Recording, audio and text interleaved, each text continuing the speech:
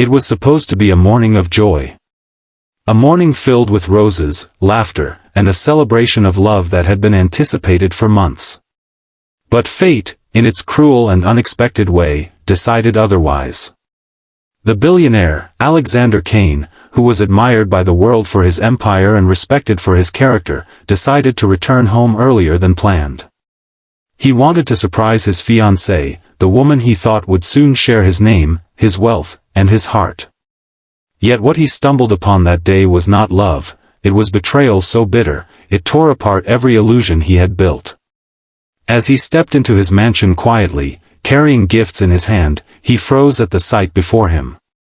His fiancée, dressed in elegance, stood on the balcony, a bucket in her hand, and with a cold, heartless expression, she tilted it forward, pouring filthy, dirty water on the frail figure of his aging mother and his little daughter, who stood crying beneath. That single moment shattered him into pieces. The woman he trusted with his life had just shown her true face. Before we dive deeper into this story of heartbreak, resilience, and ultimate redemption, I want to pause here and ask you, dear viewers, if this story already stirs your heart, please don't forget to hit the like button, subscribe to Kindness Corner Stories, and share this video with someone who believes in the power of kindness and truth. And as you watch, let us know in the comments what you would have done if you were in Alexander's place. Now, let's continue. Alexander's chest tightened as the scene played out in slow motion before him. His little daughter, Emily, barely 7 years old, was sobbing as the dirty water trickled down her soft hair, her white dress ruined, clinging to her small shivering body. Beside her, Maria, his mother, a woman in her late 60s with silver strands of dignity, stood silently, refusing to cry. Her face, etched with wrinkles of sacrifice and patience, showed a quiet endurance, but her eyes betrayed the pain of humiliation. She had endured a lifetime of hardship to raise her son and protect her granddaughter, yet never had she been treated with such contempt. The fiancée, Clarissa, smirked with satisfaction, brushing her hands as though she had just rid herself of something disgusting. Alexander felt his heart collapse. The woman he had chosen to marry had just revealed the cruel disdain she had harbored for the two most precious people in his life. For a moment, he couldn't breathe. He remained hidden, his fists clenched, his entire being trembling not with weakness, but with a storm of emotions he could hardly contain. Memories flooded his mind, of the night he proposed to Clarissa under a sky full of stars, believing her tears of joy were genuine, of the times she whispered promises of being a loving stepmother to Emily, of how she pretended to adore his aging mother.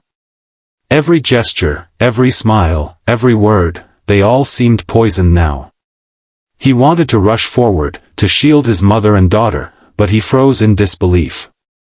He realized that if he had arrived just a little later, he might have never uncovered the monster hidden beneath Clarissa's beautiful mask. Clarissa walked back inside the house casually, not knowing she had been caught. Alexander rushed forward then, throwing off his jacket to wrap it around Emily, scooping her into his arms as she buried her wet face against his chest. His mother tried to hide her tears, but Alexander could see them glistening, unfallen, in her eyes. "Mother! Emily," he whispered hoarsely, his voice breaking. Both of them looked at him as though he was their only anchor, and in that moment, Alexander knew, this was no accident, no misunderstanding. This was cruelty. Deliberate cruelty. The mansion, once a place of warmth and laughter, suddenly felt cold. The walls that had witnessed family dinners and bedtime stories now carried the echo of betrayal. Clarissa's heels clicked against the marble floor as she returned to the living room, humming a tune, unaware that the mask she had worn for so long had finally slipped. Alexander placed Emily gently on the sofa, wrapped in a blanket, and then stood tall, his figure casting a shadow that made Clarissa pause. Her smile froze when she saw the fury in his eyes. For the first time, she realized that her game was over. The confrontation was silent at first. Alexander didn't scream, didn't raise his hand. He simply looked at her with eyes so full of pain that even Clarissa, with her hardened heart, felt a flicker of unease. When he finally spoke, his voice was low but sharp, each word like a blade. He told her what he had seen, what she had done, and as he spoke, Clarissa's confident facade began to crumble. She tried to laugh it off, to call it a misunderstanding, but Alexander's mother, with all her quiet strength, stepped forward. For the first time, Maria spoke up, her voice trembling but steady, recounting how Clarissa had been cruel to her and Emily whenever Alexander wasn't around. How she endured the insults, the neglect, the subtle torments, all for the sake of not burdening her son.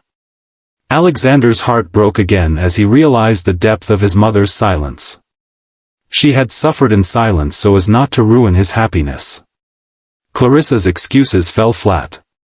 The air in the room was thick with truth, and Alexander knew in that moment that his future with her was over. He stripped the ring from her finger himself, a ring worth millions, but now worthless in his eyes.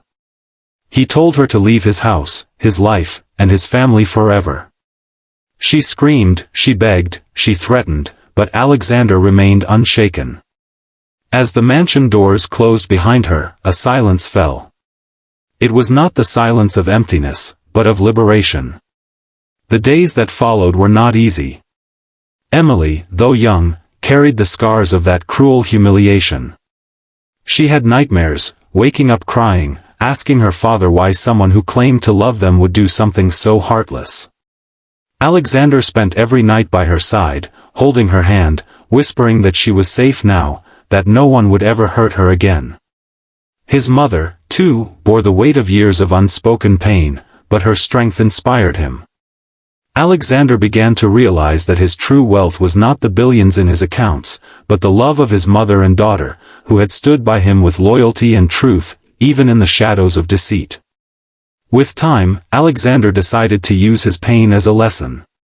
He poured himself into building not just businesses, but also charities, foundations that protected women, children, and the elderly from abuse and neglect. He wanted no other child to feel the sting of humiliation his daughter had felt, no other mother to silently endure cruelty as his own mother had done. His story became known, not because of his wealth, but because of his courage to expose cruelty and champion kindness. And slowly, Emily's laughter returned.